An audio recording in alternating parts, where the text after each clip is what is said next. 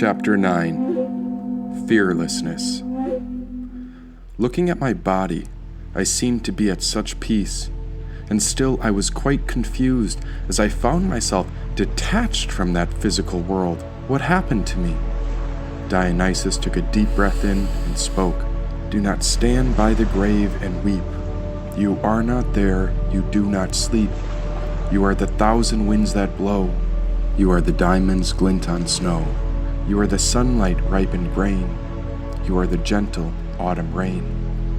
As we awake with morning's hush, we are the swift, uplifting rush of quiet birds' circled flight. We are the soft stars that shine at night. Do not stand by the grave and cry. You are not there, you did not die, said Dionysus. I don't know how to explain it, but I started to feel like there was more than one way of existing.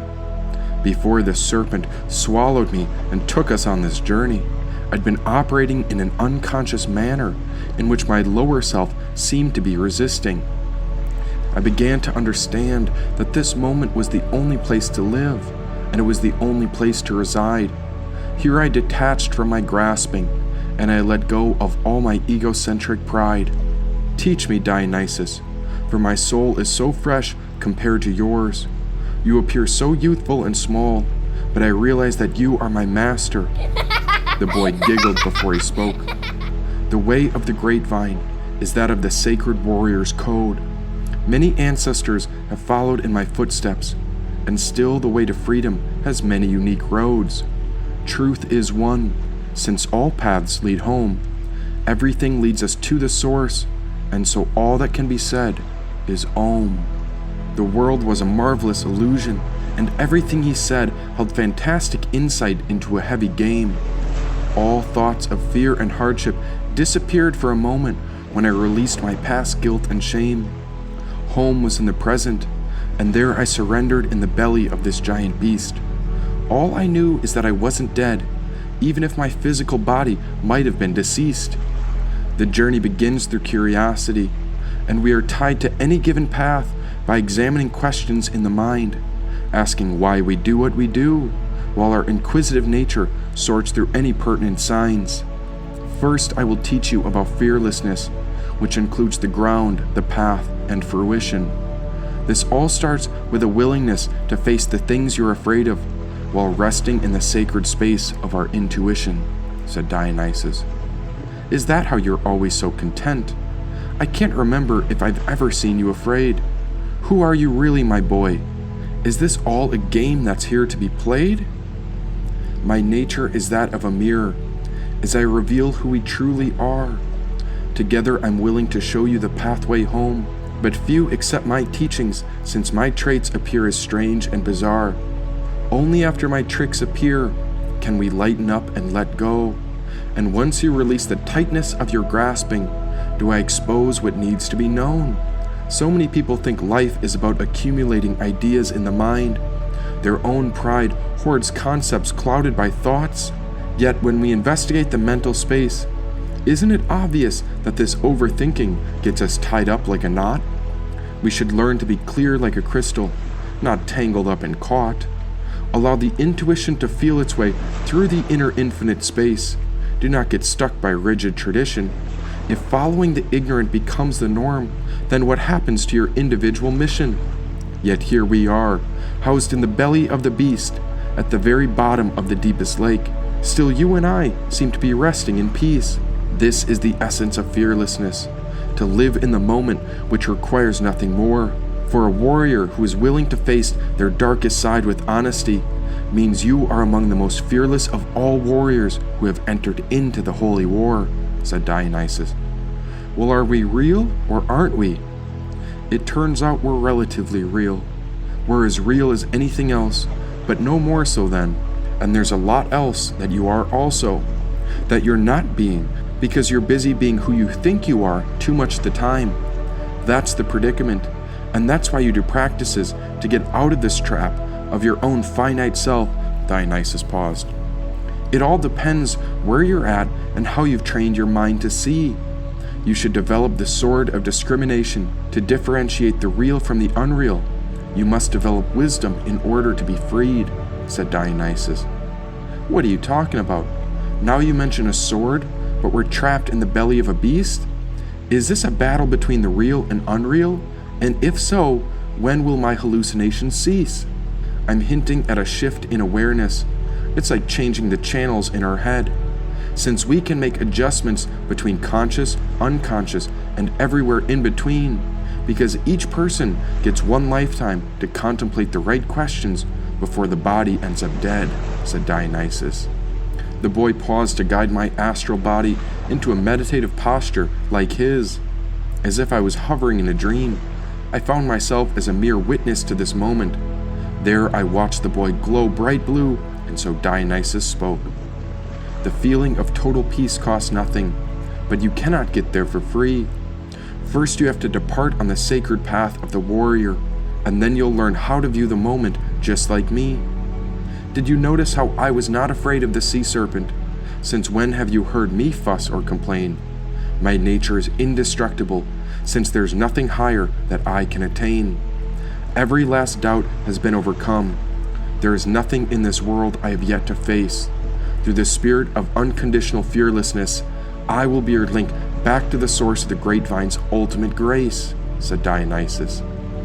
Now I was convinced of his supreme nature, and somehow I had yet to die. Riding in the belly of the black serpent, why not give his strange plan an honest try? Rather than interrupt him, I could feel his mind corresponding with the thoughts passing through my head. Why, yes, he was following the neural pathways I thought about, and all sorts of perfected wisdom arose from whatever Dionysus said. When you are frightened by something, relate with that fear, explore why you are frightened, and through the conviction of contemplation, new answers will appear. Becoming a warrior requires that you face yourself. This path is a question of sincere honesty. My truth is shaped like a sword, and the sharpness of its blade cuts away delusions with supreme ferocity. First, we look at fear for all it is, to see that fear is basic bewilderment beyond our traditional view. This creates a disconnect from how we wish things to be, since we're unable to synchronize our mind and body to stay in tune. The initial problem exists because the body and mind are not properly aligned, and so this connection comes through the head and the heart. This is the nature of the path up the grapevine, and the moment is where you start, said Dionysus. All at once it hit me. I arrived upon the truth he spoke of. My spirit was on fire, in a good way of course, and I was so energized because I realized I existed beyond the bodily form. Here this was the space of no pain, no gain, no loss, yet all this experience brought everything together as I watched it like a dream in my brain. Yes, I was free from all my worries. Maybe I stumbled to a place where my past was left behind, because I could operate from a much higher plane, and everything appeared as if it was shaped with a hieroglyphic design. This place was ancient and preserved. There were no walls or doors. Everything was vast and wide open, granting access for anyone curious enough to explore. Now I understood I was free all along, yet my journey required the toll of the life from which I came. That's the path Dionysus spoke about. Why, yes, this whole experience revealed my entire past was covered by imaginary pain. Oh, how peaceful it was to rest in the present, and this was indeed the bottom of the very below. I'd been crushed so many times by the weight of the world, and now my soul could finally let go. Everything that happened revealed truth before my eyes, and every moment appeared like a regal sign, as if each instance had so much profound meaning. Now this entire life was a dance from a great drama which was totally benign. Now you get it.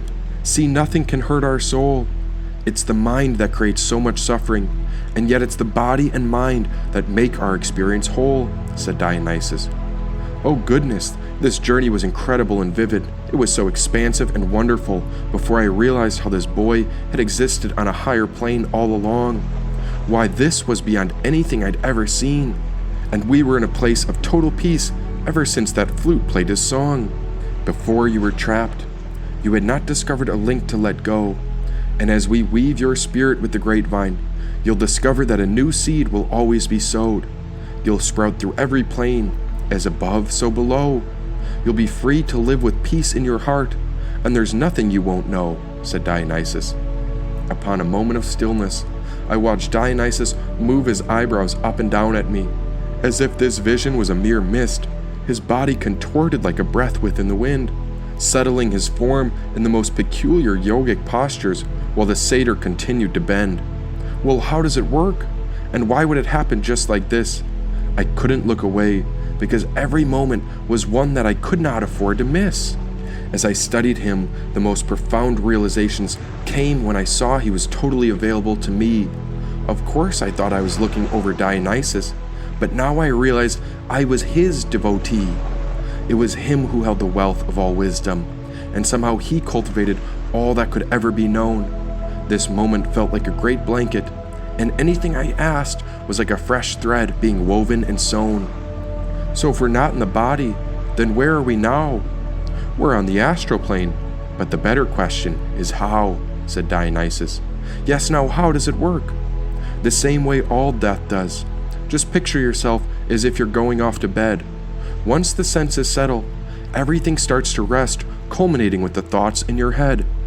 Once you drift off, only the awareness continues on. There is nothing wrong with letting go, and so death is not simply right or wrong. It simply is, and just like a dream, death is a portal into a new plane. It's the gateway into truth, and so there's no reason to be afraid or ashamed, said Dionysus. Had I died? Why, yes, the boy was right all along.